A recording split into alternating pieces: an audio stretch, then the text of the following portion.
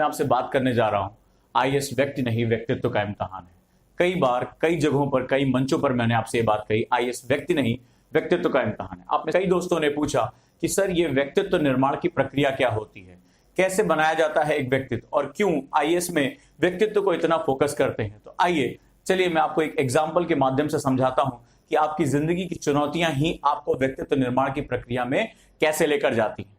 दोस्तों, एक लोहे का टुकड़ा तो आपने देखा होगा, लोहे का टुकड़ा जिसकी बाजार कीमत कोई बहुत ज्यादा नहीं होती है, लेकिन उस लोहे के टुकड़े को, उस इस्पात के टुकड़े को जब एक तलवार में बदला जाता है तो उन तलवारों से इतिहास लिखा जाता है, उन तलवारों से युद्ध जीते जाते हैं।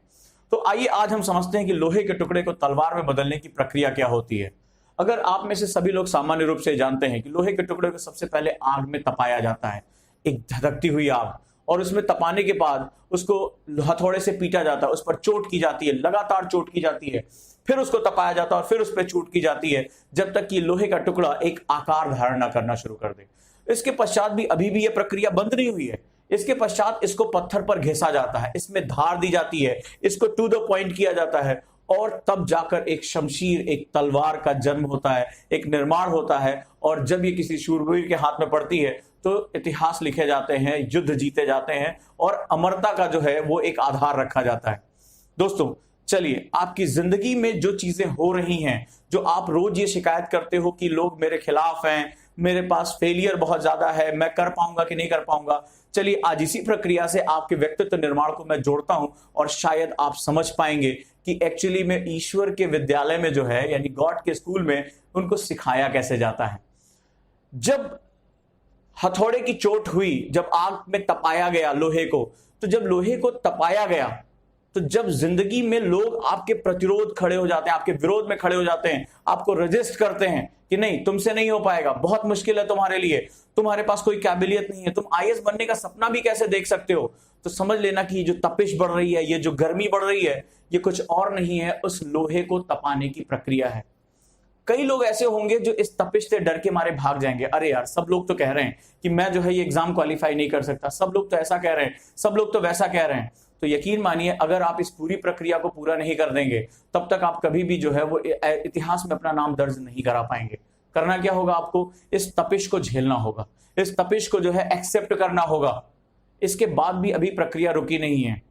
जब आपको ठोकरे लगे, आप अपने लक्ष्यों में जो फेल होना शुरू कर दें, कोई घबराने वाली बात नहीं है। आप ईश्वर को धन्यवाद दीजिए कि ये जो आपकी चोट हो रही है, जो हथौड़े की अगर चोट उस लोहे पे नहीं होगी तो कभी भी ये लोहे का टुकड़ा जो है वो तलवार का आकार धारण नहीं कर पाएगा। ईश्वर आपको एक आकार दे रहा है, आपके व्यक्तित्व को एक आकार दे रहा है। आप एक जो है वो लोहे के टुकड़े के समान थे जिसमें वक्त के साथ जंग लग जाती, लेकिन इस आग में तपने की वजह से, इन मुश्किलों के टकराने की वजह से आप धीरे धीरे जो है एक आकार लेते चले जा रहे हैं।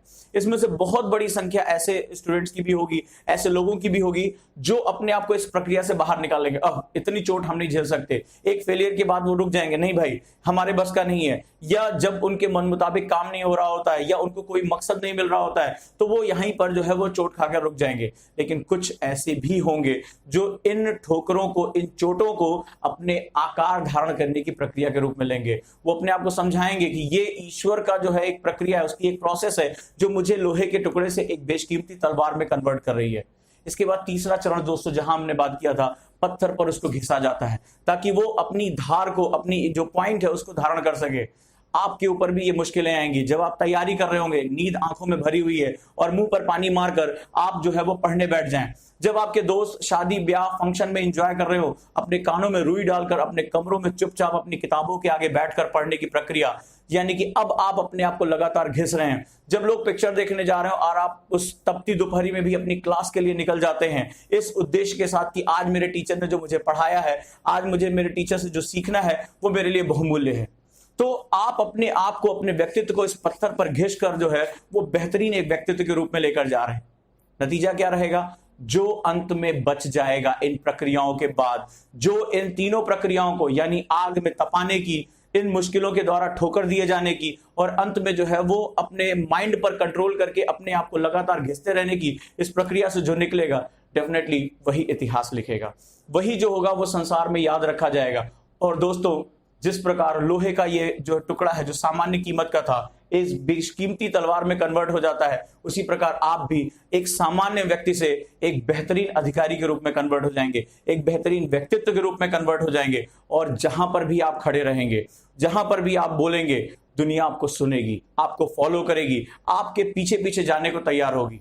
आप इतिहास उठाकर देख लीजिए, किताबें उठाकर देख लीजिए, संसार में कोई ऐसा महान व्यक्ति पैदा ही नहीं हुआ जिसको संसार ने जो है फॉलो किया और वो बिना मुश्किलों के जो है आगे बढ़ गया। चाहे वह किसी का भी नाम लूं, चाहे महात्मा गांधी, चाहे मार्टिन लूथर किंग, चाहे अब्राहम लिंकन, कोई भी हो, इन्हें भयानक तोड़ देने वाली असफलताओं का सामना करना पड़ा था। इन्हें भी जो है वो चोटें खानी पड़ी थी, लेकिन इनकी खास बात यह थी कि इन चोट खाने के बाद इन्होंने अपने व्यक्तित्व निर्माण की प्रक्रिया के रूप में उसे लिया। वो टूटकर बिखरे नहीं, इन्होंने शिकायतें नहीं की। तो आज के पूरे दिन में अगर आपको मुश्किलों का सामना करना पड़ रहा है तो ईश्वर को धन्यवाद दीजिए कि आपने मुझे चुना है। हाँ, आपने मुझे चुना है व्यक्तित्व निर्माण की प्रक्रिया में, और मैं इन चोटों को सहते हुए अपने लक्ष्य तक पहुंच के रहूंगा। दोस्तों, इसी को हम लोग कहते हैं पॉजिटिव एटीट्यूड। सवाल है कि आपकी मुश्किलें आपको तोड़ देती हैं या आप उन मुश्किलों से जूझ जाते हैं और ये मानते हैं कि नहीं, ये मेरे व्यक्तित्व निर्माण की प्रक्रिया है। अगर आपके अंदर इतना फौलाद है, आपके अंदर इतना लोहा है, यकीन मानिए आपके मन चाहे लक्ष्य तक पहुंचने से आपको कोई रोक नहीं सकता। Nobody can stop you.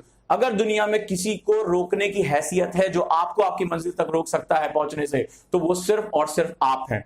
तो आज से इन मुसीबतों को, इन चोटों को, इन तपिश को, दुनिया के प्रतिरोध को कि तुमसे नहीं हो पाएगा, इसको उठाकर किनारे कर दीजिए और हर समय अपनी पॉजिटिव एटीट्यूड के साथ आइए कि यस, ईश्वर ने मुझे चुना है इन चोटों के लिए, ईश्वर ने मुझे चुना है इस तपिश के लिए, और ये उसके सिखाने का तरीका है। और हमेशा इस उम्मीद के साथ रहिए कि जब आप इस प्रक्रिया से गुजरेंगे, जब आप इन चोटों से जो है बाहर निकल कर आएंगे, तो आप एक फौलादी व्यक्तित्व के रूप में होंगे और यकीन मानिए दुनिया आपको याद रखेगी आपके कामों के लिए। और मैं बस यही चाहता हूं, उन व्यक्तित्वों की मैं बात करता हूं जो इस संसार में बेहतरीन परिवर्तन के लिए आए, और आप में वो शक्ति है। मैं हमेशा इस बात में बिलीव करता हूं कि आप में वो पावर है कि आप बहुत कुछ अच्छा कर सकते हैं, बशर्ते आप अपने एटीट्यूड को चेंज करिए। इसी को हम लोग पॉजिटिव एटीट्यूड या दृष्टिकोण कहते हैं। तो घबराइएगा नहीं अगर लोग आपका विरोध करते हो, घबराइएगा नहीं अगर आप फेल हो जाते हो, घबराइएगा नहीं जब आपको अपने शरीर को और अपने मन को तोड़ देने वाली मेहनत करनी पड़े।